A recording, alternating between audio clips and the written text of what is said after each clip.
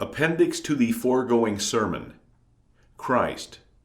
Verily, verily, I say unto you, that ye shall weep and lament, but the world shall rejoice, etc. John 16:20. Paragraph 1. No one should lay his cross upon himself, as some foolish persons have done and are still doing. They even court the prison and death, and say, since Christ of his own free will entered death, I will follow him in his example, as he commanded us to do. There is no need whatever to do this, for your martyrdom and cross will not be wanting. Such people, however, do not understand divine things. They think they will suddenly enter death with Christ, whom they have never learned to know except in words. Thus was Peter also disposed, but he stood before Christ like a rabbit before one beating a drum. Notice how the old Adam lacks courage when under the cross. The new man, however, can indeed persevere through grace. In suffering, pious persons have no aim of their own, but if it be God's will, they bear good fruit like the tree planted by the streams of water. And that is pleasing to God, and besides, all presumption is condemned, all show and every excuse, however good they may be. But he who battles heroically will receive for his suffering here joy, the eternal in place of the temporal. Of this Christ says, your joy shall be turned into sorrow.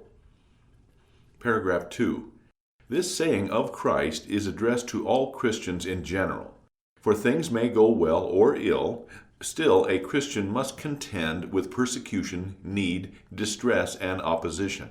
Moreover, Christ does not specify here any special punishment, cross, or martyrdom.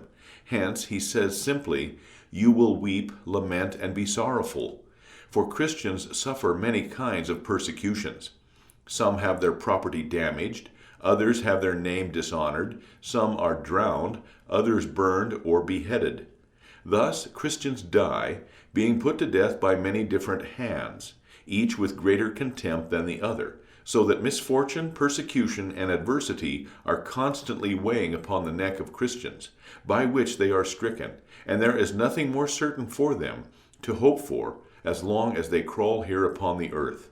And this is the court dress by which Christians are identified. Now, whoever wishes to be a Christian dare not be ashamed of his colors. Paragraph 3. But why has God appointed his own children to be driven here and there by persecution? On account of free will, that it may be humbled to the ground and become a perfect fool in the works of God, and learn to trust in God alone.